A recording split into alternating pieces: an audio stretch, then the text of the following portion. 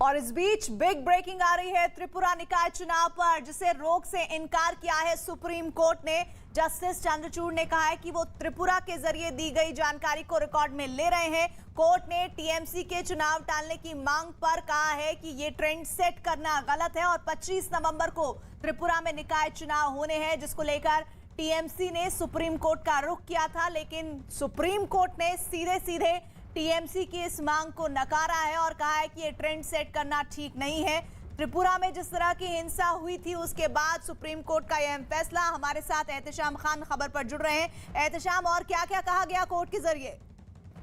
देखिए, टीएमसी की तरफ से ये मांग की गई थी कि उन्हें चुनाव प्रचार करने का मौका नहीं दिया गया है। बहुत ज्यादा हिंसा हो रही है, उनके कार्यकर्ता प्रचार नहीं कर पा रहे हैं, इसलिए कम से कम एक हफ्ते के लिए चुनाव को आगे बढ़ा दिया जाए, टाल दिया जाए। लेकिन सुप्रीम कोर्ट ने कहा कि 25 तारीख को ये चुनाव होने हैं, 28 को नतीजे आने हैं। अब बहुत ही एडवांस स्टेज में ये मामला है, तो इस आखिरी वक्त में हम कोई चुनाव टालने की बात नहीं करेंगे, वरना अक्सर इस तरह की घटनाएं होती रहती हैं और लोग हर बार चुनाव टालवाने के लिए आ जाएंगे। तो कोर्ट ने उनकी इस मांग को ठुकरा दिया है, लेकिन ये जरूर कहा है कि ये वहां की पुलिस की, त्रिपुरा पुलिस की और जो गृह सचिव हैं उनकी जिम्मेदारी होगी कि वहां पर निष्पक्ष और शांतिपूर्ण तरीके से चुनाव हो। इसके लिए जैसा कि त्रिपुरा की तरफ से बताया गया कि 3 बटालियन लगाए गए हैं पैरामिलिट्री फोर्सेस के, तो कोर्ट ने ये कहा कि अगर और ज्यादा फोर्सेस की जरूरत है तो आप लोग कल मीटिंग करके केंद्र सरकार को अपना रिक्वेस्ट दें और केंद्र सरकार उसको पूरा करेगी। तो कानून व्यवस्था बनाने की जिम्मेदारी सरकार को दी गई। शुक्रिया जी।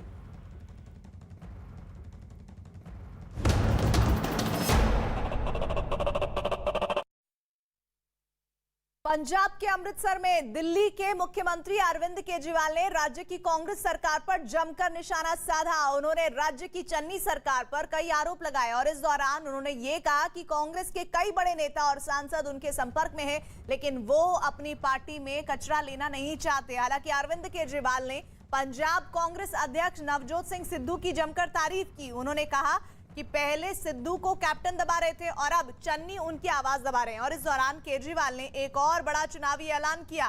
उन्होंने घोषणा की कि सरकार बनने के बाद पंजाब के सरकारी स्कूलों का कायाकल्प कर दिया जाएगा।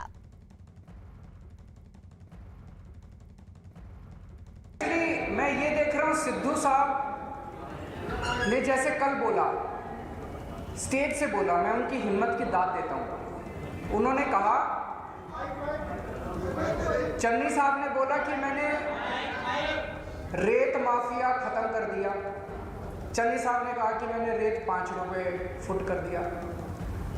तुरंत सिद्धू साहब ने कहा कि गलत है, झूठ बोल रहे हैं, रेत अभी 5 रुपए नहीं हुआ, रेत 20 रुपए मिल रहा है, रेत माफिया अभी खत्म नहीं हुआ।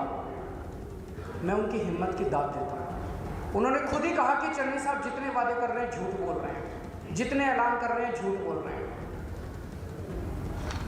सिद्धू साहब जनता के मुद्दे उठा रहे हैं, लेकिन सारी कांग्रेस उनको दबाने में, पहले कैप्टन साहब उनको दबाते थे, अब चन्नी साहब उनको दबाने में लगे हुए, सारी कांग्रेस उनको दबाने में लगी हुई है। इसमें भी बहुत सारे लोग हमारे संपर्क में हैं, पर हम उनका कचरा लेना नहीं चाहते।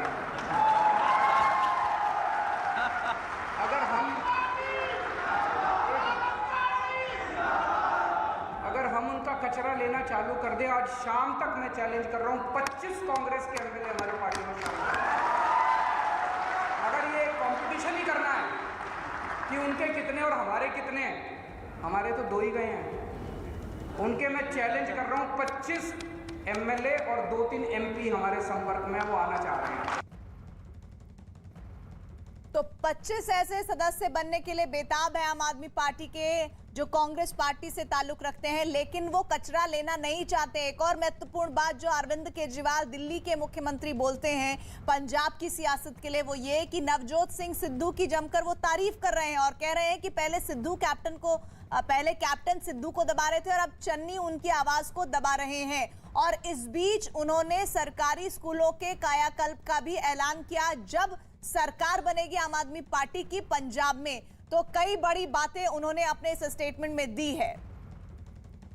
नील गर्ग आम आदमी पार्टी के इस वक्त हमारे साथ जुड़ रहे हैं। नील गर्ग साहब, सिद्धू की तारीफ, मतलब क्या समझा जाए?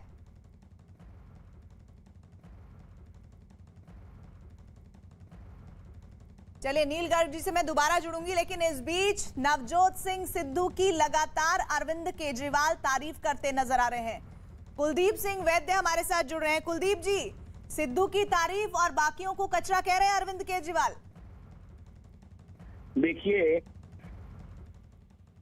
ये मैं एक पर्सनल बात आपको बताना चाहता हूं। मैं समझता था, क्योंकि मैं भी ब्यूरोक्रेट रहा हूं, मैंने बहुत लंबी नौकरी की है एज PCS एंड IAS अफसर। मैं समझ नहीं पा रहा था कि केजरीवाल भी इतना बड़ा झूठ बोलेगा, इतना बड़ा झूठा होगा वो।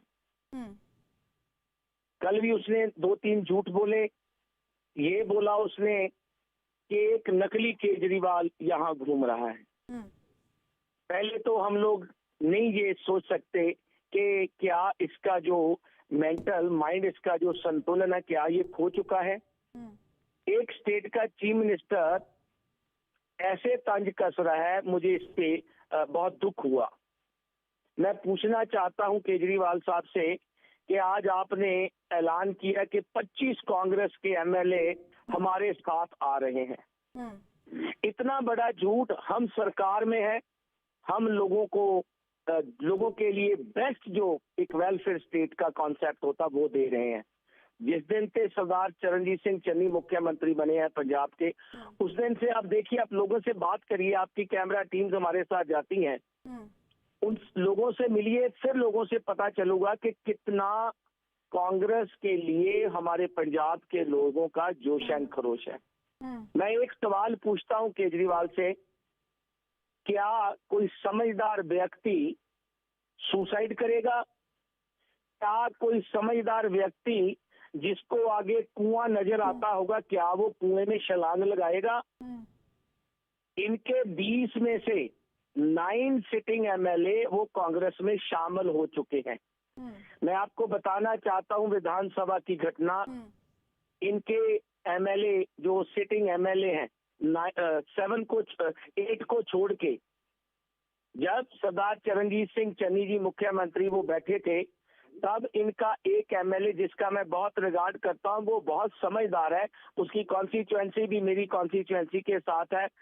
जब आम आदमी पार्टी की बात हुई तो उसने अपनी सीट के ऊपर खड़े होके बोला कि आम आदमी एक्चुअल सरदार चरणजीत सिंह चन्नी है। कुलदीप जी, आप कह रहे हैं कि जो हम सुसाइड थोड़ी करेंगे, कांग्रेस पार्टी के नेताओं को कह रहे हैं, वो कह रहे हैं कि जो सुसाइड करने के इधर वो कह रहे हैं कि कचरा है, हम लेना नहीं चाहते। इधर चलिए, शुक्रिया आप मेरे साथ जुड़े। मैं आपसे दोबारा जुड़ती हूँ। इधर अरविंद केजरीवाल के हमले के बाद कांग्रेस नेता पवन खेड़ा ने उन पर निशाना साधा है। उन्होंने केजरीवाल की भाषा पर सवाल उठाते हुए कहा कि उनकी भाषा ना दिल्ली को पसंद है ना पंजाब को। पंजाब को बिल्कुल पसंद नहीं आएगी। अपने कुछ विधायकों को वो कचरा कह रहे हैं जो दिल्ली में हैं अभी। अपने कुछ कॉर्पोरेटर्स को कचरा कह रहे हैं, वो जाने, उनके कॉर्पोरेटर्स जाने वो कैसे बर्दाश्त करते हैं इस तरह की भाषा अपने नेता की। मैं इस तरह की भाषा पर कोई टिप्पणी नहीं करूंगा। दिल्ली की जनता जानती है कि वो क्या झेल रही है और किसको झेल रही है।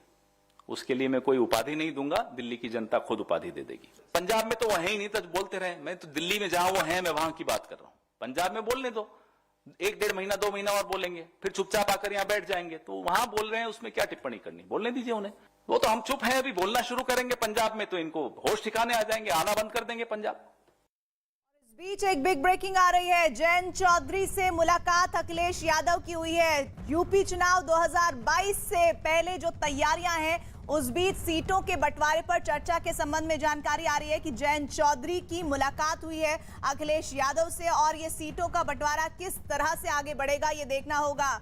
और आप ये समझ लीजिए कि ये जो जोड़ी है, क्या अगर ये आगे बढ़ती है तो फिर किस तरह की दिक्कतें बाकी विरोधी पार्टियों के लिए हो सकती है। यूपी में अगले साल होने वाले विधानसभा चुनाव से जुड़ी हुई बेहद अहम खबर। समाजवादी पार्टी के अध्यक्ष अखिलेश यादव ने लखनऊ में RLD के अध्यक्ष जयंत चौधरी से मुलाकात की है। ये तस्वीर भी जयंत चौधरी ने ट्वीट की है और उसके साथ ये कैप्शन अलग अलग लोगों के जरिए रिएक्शंस में भी आ रही है कि ये जोड़ी तो बन गई। और इस जोड़ी के साथ साथ सीटों के बंटवारे पर चर्चा।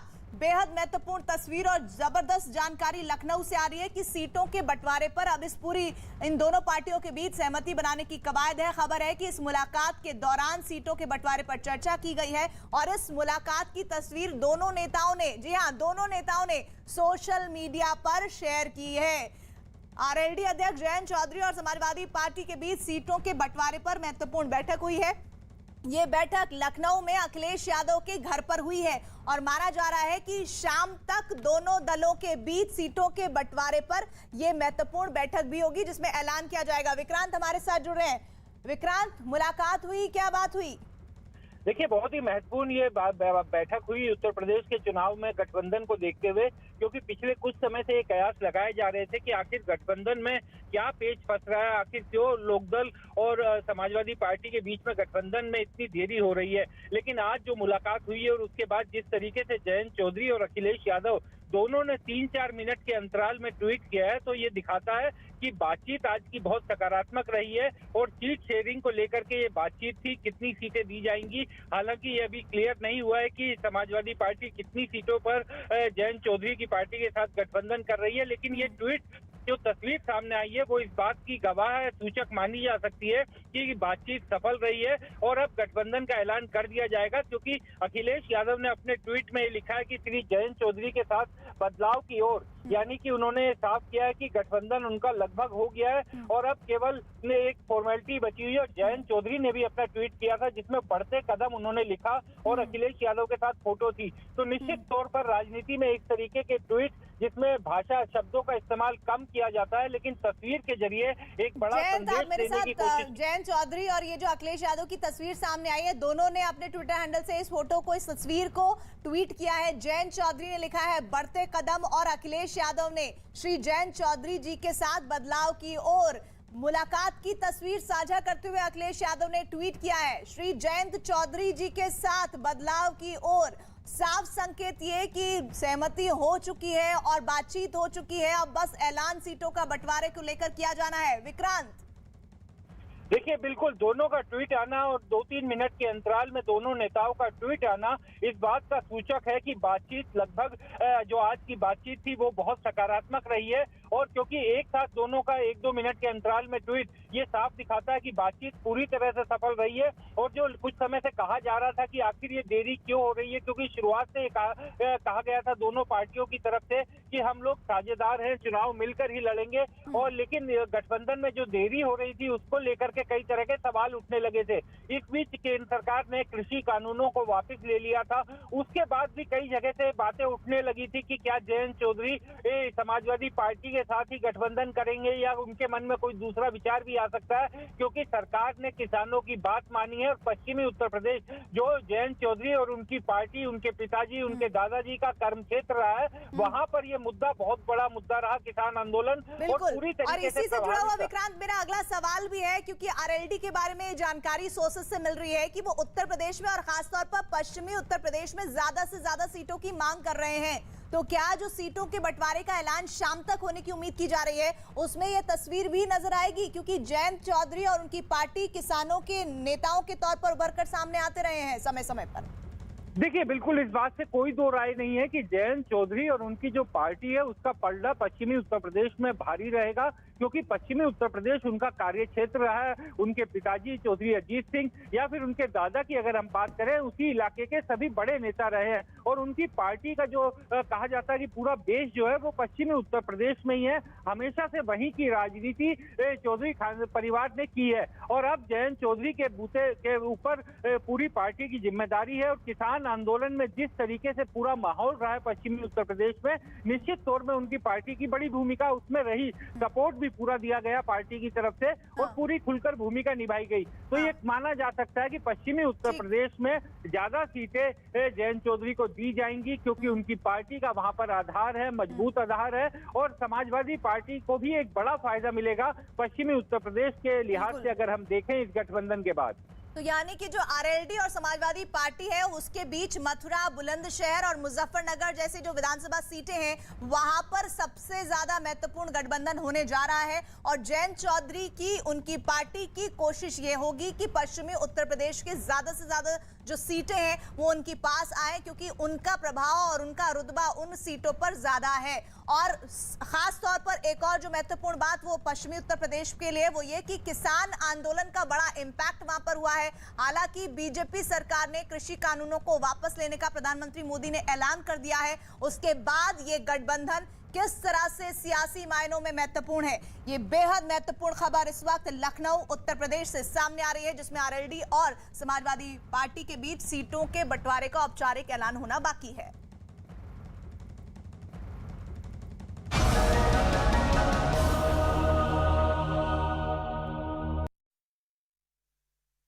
प्रधानमंत्री नरेंद्र मोदी 25 नवंबर को यानी 2 दिन बाद उत्तर प्रदेश के जेवर में बन रहे नोएडा इंटरनेशनल एयरपोर्ट की आधारशिला रखेंगे। इस एयरपोर्ट के शिलान्यास से पहले खुद राज्य के मुख्यमंत्री योगी आदित्यनाथ अब से कुछ देर में तैयारियों का जायजा लेने जेवर पहुंच चुके हैं और इस दौरान सीएम योगी अधिकारियों के साथ बैठक करेंगे और इसके बाद वो जेवर एयरपोर्ट की तैयारियों को निरीक्षण उनका करेंगे। जेवर में 25 नवंबर को होने वाले कार्यक्रम में पीएम मोदी और सीएम योगी के अलावा राज्यपाल आनंदीबेन पटेल समेत राज्य सरकार के मंत्री और दिग्गज नेता शिरकत करेंगे। जेवर में बनने वाला ये एयरपोर्ट देश का ही नहीं बल्कि एशिया का सबसे बड़ा और आधुनिक एयरपोर्ट होगा। अक्टूबर 2024 में यहां से उड़ान शुरू करने का लक्ष्य रखा गया है और फिलहाल एयरपोर्ट की 4 दीवारी का काम युद्ध स्तर पर चल रहा है। एयरपोर्ट के निर्माण के लिए 1334 हेक्टेयर जमीन का अधिग्रहण किया गया है। तो ये तस्वीरें ड्रोन से एक्सक्लूसिव ली गई जिसको इस वक्त आप स्क्रीन पर देख रहे हैं। दरअसल आज योगी आदित्यनाथ वहां पर जायजा लेने के लिए पहुंचे हैं।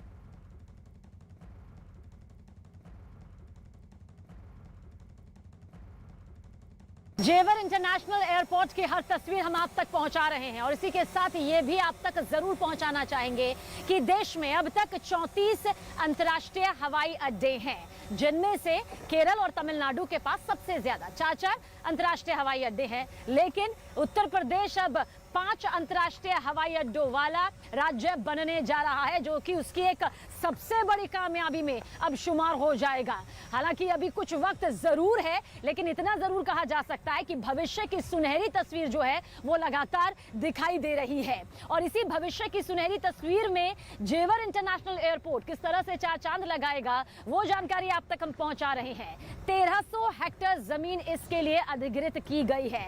तमाम तकनीकी सुविधाओं से ये लैस होगा, हाईटेक टेक्नोलॉजी से लैस होगा। डिजिटल तौर पर आप देखेंगे कि ये किस तरह से मिसाल देता हुआ दिखाई देगा। इसके अलावा ये भी कहा जा रहा है कि हांगकांग और न्यूयॉर्क जैसा जो आपको अनुभव होगा वो जेवर इंटरनेशनल एयरपोर्ट पर आकर होगा और इससे भी बेहतरीन जो सुविधाएं हैं वो आपको इस पूरे इंटरनेशनल एयरपोर्ट के चप्पे चप्पे में नजर आ जाएगी। पहला लेन यानी कि पहला जो हवाई रनवे है वो तैयार हो जाएगा साल 2024। इसके लिए ये टारगेट यहाँ पर रखा गया है। फिर इसके बाद एक के बाद एक तरीके से ये और भविष्य की खूबसूरत तस्वीर, दमदार शानदार तस्वीर पेश करते हुए आगे नजर आएगा। जेवर इंटरनेशनल एयरपोर्ट कई मायनों में देखिए इसलिए भी खास हो जाता है क्योंकि ये एक ऐसा प्रोजेक्ट यहाँ पर रहा जो जुबानी तौर पर तो कई बार सुनने को मिलता रहा, यानी कि पिछले 25 सालों में इसका जिक्र कई बार हुआ, हर सरकार ने किया, लेकिन जिस तरह से 5 साल में इसकी रूपरेखा को शुरू किया गया और अब इसका शिलान्यास, भूमि पूजन, वो ये बताने के लिए काफी है कि किस तरह से जेवर इंटरनेशनल एयरपोर्ट उत्तर प्रदेश के लिए मील का पत्थर साबित होने जा रहा है और किस तरह से ये एशिया का सबसे बड़ा हवाई अंतर्राष्ट्रीय एयरपोर्ट जब बनकर तैयार हो जाएगा तो सभी की निगाहें यहां पर आकर टिक जाएगी, क्योंकि अर्थव्यवस्था को वो मजबूती इससे मिलने जा रही है जिसका अंदाजा बताया जा रहा है कि अरबों में होगा और यकीनन ये बेहद खूबसूरत और भविष्य की सबसे बेहतरीन तस्वीर में शुमार होगा।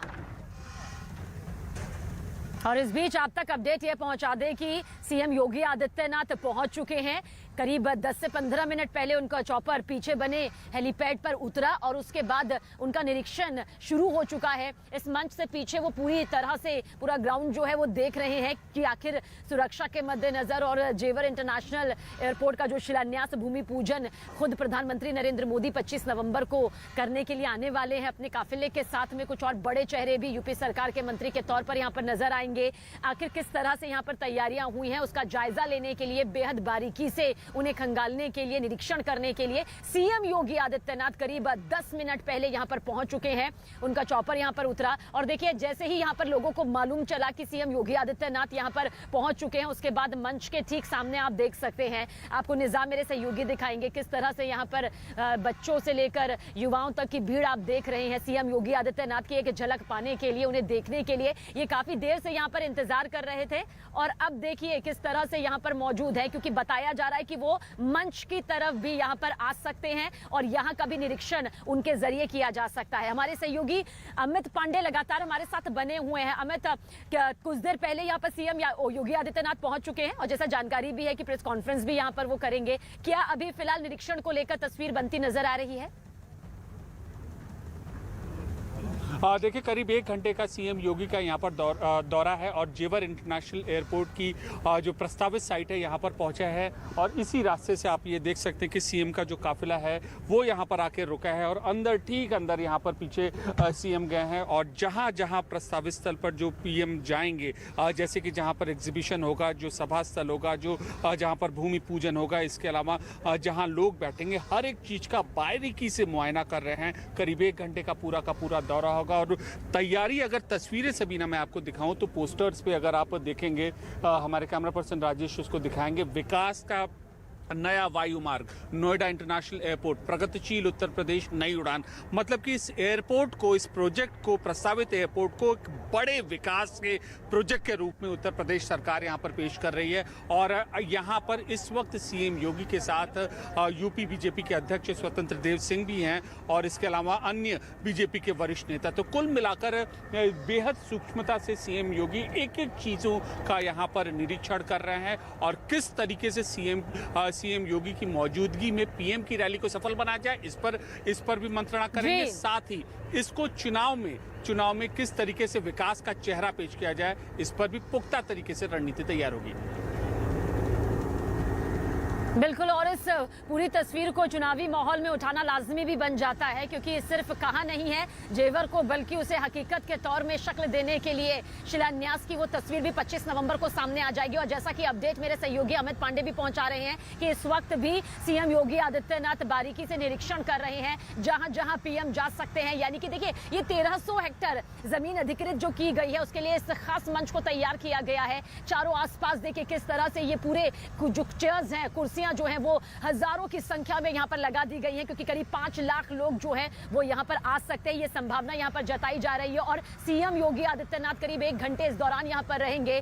हर पहलू को, हर जगह को बेहद बारीकी के साथ यहां पर देख रहे हैं। सुरक्षा की भी देखिए कितने कड़े इंतजाम यहां पर आपको नजर आएंगे ताकि किसी भी तरह से कोई कमी ना रहे। इसके लिए चप्पे चप्पे पर जवानों की तैनाती है। और सबसे पहले मंच के थोड़े आगे की तस्वीरें भी आपको दिखाई दे रही होगी। यहां पर कुछ देर पहले एक प्रोजेक्ट भी चल रहा था, यानी वो प्रस्तावित प्रोजेक्ट चल रहा था जो कि पीएम मोदी जब आएंगे तो दिखाई देगा, जिसमें पूरी डिटेल दिखाई जा रही थी कि किस तरह से जेवर इंटरनेशनल एयरपोर्ट का सपना जो है वो अब साकार होने जा रहा है। और बहुत सारे लोग देखिए मौजूद 25 नवंबर को यहां पर होंगे। जो तस्वीर इस वक्त आप देख रहे हैं, चारों तरफ आप जहां देखेंगे बस तैयारियां अब आपको नजर आएंगी जो कि अपने अंतिम चरण में पहुंच चुकी है। और ये मंच है जहां पर वीआईपी वीवीआईपी के बैठने के लिए जो जगह है वो तो बना ही गई है, लेकिन इस वक्त जो लोग वहां पर मौजूद हैं, बच्चों से लेकर जो युवा मौजूद है, वो बस इंतजार कर रहे हैं कि निरीक्षण करते करते सीएम योगी आदित्यनाथ जो है मंच तक भी पहुंच जाए, एक बार मंच को भी टटोल ले अपनी बारीकी से, ताकि वो सीएम योगी आदित्यनाथ को देख सके। कुछ देर पहले हमारी इन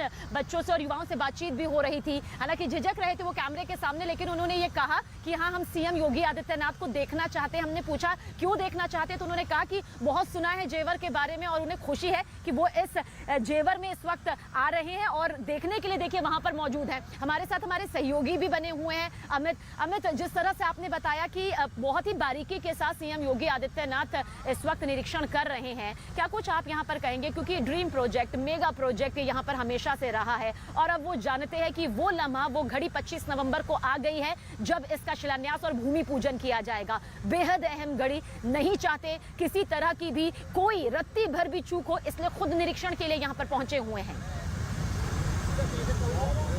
जी सबीना, देखिए हम और आप बेहद ऐसी जगह पर मौजूद है जहां पर लगातार गतिविधियों का केंद्र बना हुआ है। पिछले 1.5 घंटे से आप आगे के हिस्से की ओर हैं तो हम यहां पर पीछे के हिस्से की ओर है और आप यहां पर देख सकते हैं कि थोड़ी देर में जो सीएम योगी हैं वो प्रेस कॉन्फ्रेंस यहां पर करेंगे। पूरी जो भूमिका है वो सबीना तैयार हो चुकी है और मिनट तक का कार्यक्रम है वो होगा और उसके बाद यहाँ पर CM Yogi Adityanath press conference. बिल्कुल अमित, तो सीएम योगी आदित्यनाथ मंच पर आ चुके हैं। मैं चाहूंगी कि हम न्यूज़ 18 के दर्शकों को ये सीधी तस्वीरें यहाँ पर दिखाइए किस तरह से सीएम योगी आदित्यनाथ देखिए निरीक्षण के लिए मंच पर आए और यहाँ मौजूद जो युवा है जो पहले से मौजूद हैं वो अब नारेबाजी कर रहे हैं, सीएम योगी योगी यहाँ पर कह रहे हैं और साथ ही और भी जो युवा हैं वो यहाँ पर दौड़ते भागते हुए आ रहे हैं। हालांकि सुरक्षा बल के जवानों ने इस पूरे मंच को इस तरह से फिलहाल घेरा हुआ है कि कोई भी मंच तक ना पहुंचने पाए, लेकिन मंच में इस वक्त आप देख सकते हैं सीएम योगी आदित्यनाथ को आखिरकार उनका वो ड्रीम प्रोजेक्ट, मेगा प्रोजेक्ट साकार रूप लेने जा रहा है जिसकी बातचीत बरसों से होती आई है। लेकिन जब उनकी सरकार यहां पर आई और उत्तर प्रदेश सरकार ने अपना आम बजट पेश किया तो जेवर एयरपोर्ट का जिक्र किया, उसके बाद लग रहा था कि शायद ये भी उन्हीं कागजी उलझनों में उलझ जाएगा, लेकिन ऐसा हुआ नहीं। 10,000 करोड़ रुपए का प्रावधान, 4 फेज में मास्टर प्लान जो है वो पूरी तरह से तैयार है। पहली जो सबसे शानदार तस्वीर नजर आएगी वो साल 2024 में आएगी जब पहला जो रनवे है वो तैयार हो जाएगा और अंतर्राष्ट्रीय हवाई अड्डा यहां पर जैसे ही बनेगा उत्तर प्रदेश जो है वो सबसे ज्यादा अंतर्राष्ट्रीय हवाई अड्डों वाला राज्य बन जाएगा और इससे भी ज्यादा खास होगा वो कनेक्टिविटी, वो कनेक्शन जिसकी उम्मीद काफी बरसों से की जा रही थी। मंच की तस्वीरें इस वक्त मेरे सहयोगी निजाम देखिए आप तक सीधे पहुंचा रहे हैं, दर्शक भी इस वक्त देख रहे हैं। करीब 10 से 15 मिनट पहले यहाँ पर सीएम योगी आदित्यनाथ अपने चॉपर से पहुंचे और ठीक इसी मंच के पीछे एक हेलीपैड तैयार किया गया है। 4 हेलीपैड तैयार किए गए हैं क्योंकि प्रधानमंत्री नरेंद्र मोदी भी अपने काफिले के साथ यहाँ पर आएंगे।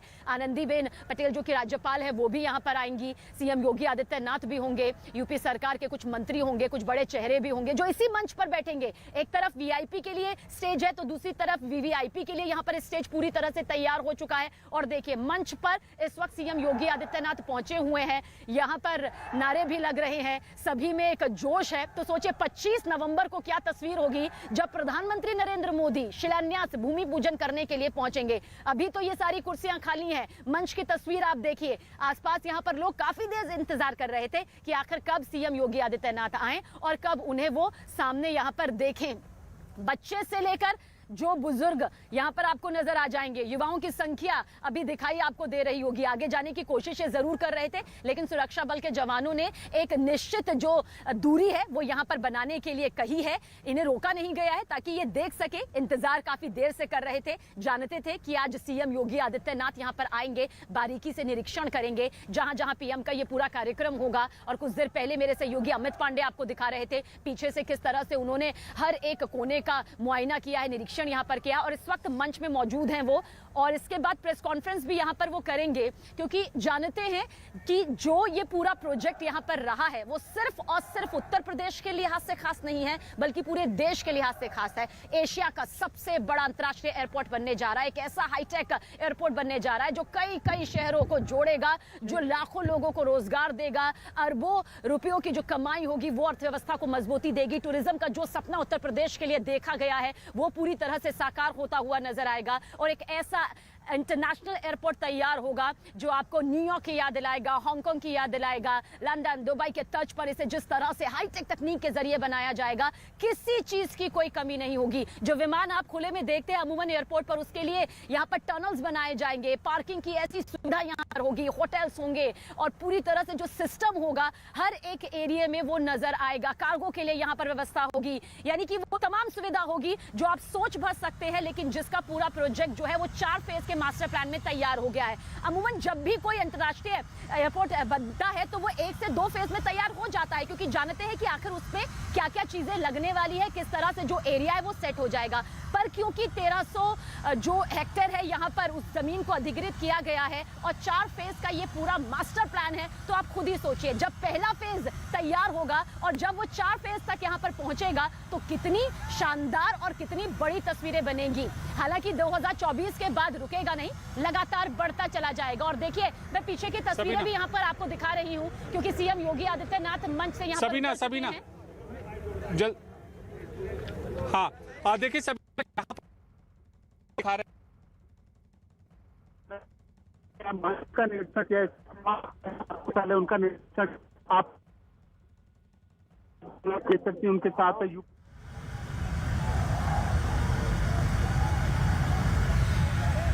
तो मुख्यमंत्री योगी आदित्यनाथ को देखने के लिए देखिए किस तरह से युवाओं की ये पूरी भीड़ यहाँ पर नजर आ रही थी। और फिलहाल सीएम योगी आदित्यनाथ अपनी निरीक्षण के साथ टीम के साथ आगे बढ़ रहे हैं।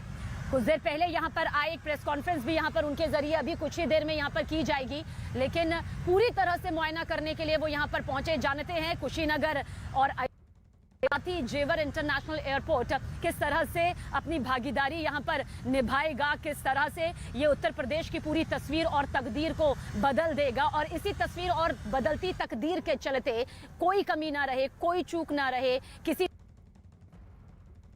मुख्यमंत्री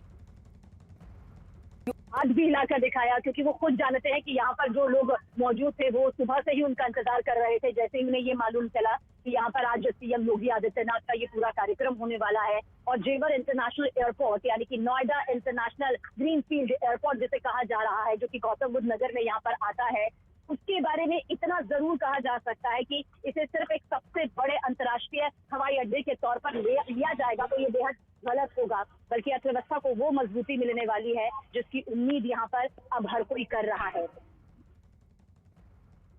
जेवर इंटरनेशनल एयरपोर्ट की हर तस्वीर हम आप तक पहुंचा रहे हैं और इसी के साथ ये भी आप तक जरूर पहुंचाना चाहेंगे कि देश में अब तक 34 अंतर्राष्ट्रीय हवाई अड्डे हैं, जिनमें से केरल और तमिलनाडु के पास सबसे ज्यादा 4 अंतर्राष्ट्रीय हवाई अड्डे हैं। लेकिन उत्तर प्रदेश अब 5 अंतर्राष्ट्रीय हवाई अड्डों वाला राज्य बनने जा रहा है, जो कि उसकी एक सबसे बड़ी कामयाबी में अब शुमार हो जाएगा। हालांकि अभी कुछ वक्त जरूर है, लेकिन इतना जरूर कहा जा सकता है कि भविष्य की सुनहरी तस्वीर जो है वो लगातार दिखाई दे रही है। और इसी भविष्य की सुनहरी तस्वीर में जेवर इंटरनेशनल एयरपोर्ट किस तरह से 4 चांद लगाएगा, वो जानकारी आप तक हम पहुंचा रहे हैं। 1300 हेक्टेयर जमीन इसके लिए अधिग्रहित की गई है। तमाम तकनीकी सुविधाओं से ये लैस होगा, हाईटेक टेक्नोलॉजी से लैस होगा। डिजिटल तौर पर आप देखेंगे कि ये किस तरह से मिसाल देता हुआ दिखाई देगा। इसके अलावा ये भी कहा जा रहा है कि हांगकांग और न्यूयॉर्क जैसा जो आपको अनुभव होगा वो जेवर इंटरनेशनल एयरपोर्ट पर आकर होगा और इससे भी बेहतरीन जो सुविधाएं हैं वो आपको इस पूरे इंटरनेशनल एयरपोर्ट के चप्पे चप्पे में नजर आ जाएगी। पहला लेन यानी कि पहला जो हवाई रनवे है वो तैयार हो जाएगा साल 2024। इसके लिए ये टारगेट यहाँ पर रखा गया है। फिर इसके बाद एक के बाद एक तरीके से ये और भविष्य की खूबसूरत तस्वीर, दमदार शानदार तस्वीर पेश करते हुए आगे नजर आएगा। जेवर इंटरनेशनल एयरपोर्ट कई मायनों में देखिए इसलिए भी खास हो जाता है क्योंकि ये एक ऐसा प्रोजेक्ट यहाँ पर रहा जो जुबानी तौर पर तो कई बार सुनने को मिलता रहा, यानी कि पिछले 25 सालों में इसका जिक्र कई बार हुआ, हर सरकार ने किया, लेकिन जिस तरह से 5 साल में इसकी रूपरेखा को शुरू किया गया और अब इसका शिलान्यास, भूमि पूजन, वो ये बताने के लिए काफी है कि किस तरह से जेवर इंटरनेशनल एयरपोर्ट उत्तर प्रदेश के लिए मील का पत्थर साबित होने जा रहा है और किस तरह से ये एशिया का सबसे बड़ा हवाई अंतर्राष्ट्रीय एयरपोर्ट जब बनकर तैयार हो जाएगा तो सभी की निगाहें यहां पर आकर टिक जाएगी, क्योंकि अर्थव्यवस्था को वो मजबूती इससे मिलने जा रही है जिसका अंदाजा बताया जा रहा है कि अरबों में होगा और यकीनन ये बेहद खूबसूरत और भविष्य की सबसे बेहतरीन तस्वीर में शुमार होगा। देखिए सूरज धीरे धीरे ढल रहा है और इसी के साथ यहाँ पर तैयारियों की थोड़ी तस्वीर भी बदल रही है। मैं चाहूंगी निजाम आप जरूर दिखाएं उन स्क्रीन्स को जो यहाँ पर जगह जगह पर एक निश्चित दूरी में लगाई गई हैं। देखिए किस तरह से ये पूरी स्क्रीन्स यहाँ पर लगाई गई हैं। ये ब्लू रंग की स्क्रीन आप देखिए किस तरह से अभी यहाँ पर दिखाई दे रही हैं, यानी कि 25 नवंबर को पूरी तस्वीर यहाँ दिखाई देगी। और जो प्रोजेक्टर आप इस वक्त मंच पर देख रहे हैं ये 3D मंच है, यानी कि सिर्फ ये आपको कागजी तौर पर दिखाई नहीं दे रहा है, इसमें जो वीडियोस होंगे पूरी तरह से जो डॉक्यूमेंट्री जेवर इंटरनेशनल एयरपोर्ट को ध्यान में रखकर बनाई गई है वो भी यहाँ पर चलेगी। सामान पूरा आ चुका है, बस अब इन कुर्सियों का और भी इस पूरे एरिया को कवर करना बाकी है। इसी का निरीक्षण करने के लिए कुछ देर पहले आपने देखा कि किस तरह से सीएम योगी आदित्यनाथ पहुंचे, मंच पर आए और उसके बाद उन्हें देखने के लिए यहाँ पर काफ़ी तादाद में लोग जो काफ़ी देर से इंतजार कर रहे थे उनके आने से बेहद खुश हुए और उसके बाद उनका अभिनंदन स्वीकारते हुए वो फिलहाल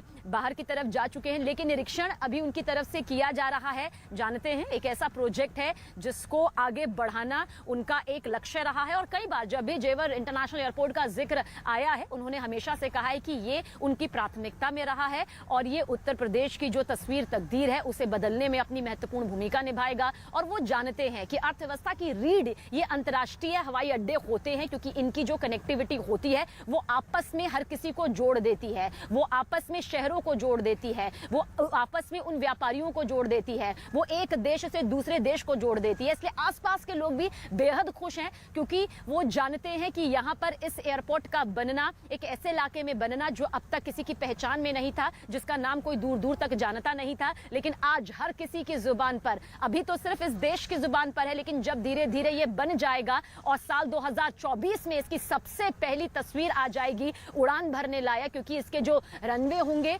वो सिर्फ हवाई उड़ानों के लिए नहीं होंगे बल्कि एयरक्राफ्ट को उड़ाने के हिसाब से वो सक्षम नजर आएंगे, उसमें वो तस्वीर भी नजर आ जाएगी। जैसा कि हमने आपको बाकी अंतर्राष्ट्रीय हवाई अड्डों की भी तस्वीर जो कि उत्तर प्रदेश में बने वहां की भी दिखाई, पर अब निरीक्षण यहां पर उनके जरिए किया जा रहा है। कुछ देर पहले वो अपने चॉपर से उतरे और अब निरीक्षण की बारीकियों से तैयारियों का जायजा लेते हुए आगे बढ़े। और इस बीच एक बड़ी खबर आ रही है अफगानिस्तान की राजधानी में काबुल में धमाके की खबर है। बताया जा रहा है कि तालिबान सेना की गाड़ियों को निशाना बनाया गया है। धमाके के बाद गोलियों की आवाज भी सुनाई दी है। ये तस्वीरें उस वक्त की जब ये धमाका हुआ अफगानिस्तान में, काबुल से ये तस्वीरें सामने आ रही है। अफगानिस्तान की राजधानी काबुल में धमाके की खबर है और बताया जा रहा है कि तालिबान सेना की गाड़ियों को निशाना बनाया गया है। धमाके के बाद गोलियों की आवाज भी सुनाई दी है। तालिबानियों की गाड़ियों को किसने निशाना बनाया है ये सबसे महत्वपूर्ण है जांच में आना कि कौन वो लोग हैं जो तालिबानी सेना को टारगेट कर रहे हैं। और अफगानिस्तान में देखिए किस तरह से बीते दिनों जो एक बड़ा सियासी बदलाव हुआ उसके बाद अफगानिस्तान की राजधानी में काबुल में धमाके की खबर और बताया जा रहा है कि तालिबान सेना की गाड़ियों को इसमें निशाना बनाया गया। धमाके के बाद गोलियों की आवाज सुनाई पड़ रही है।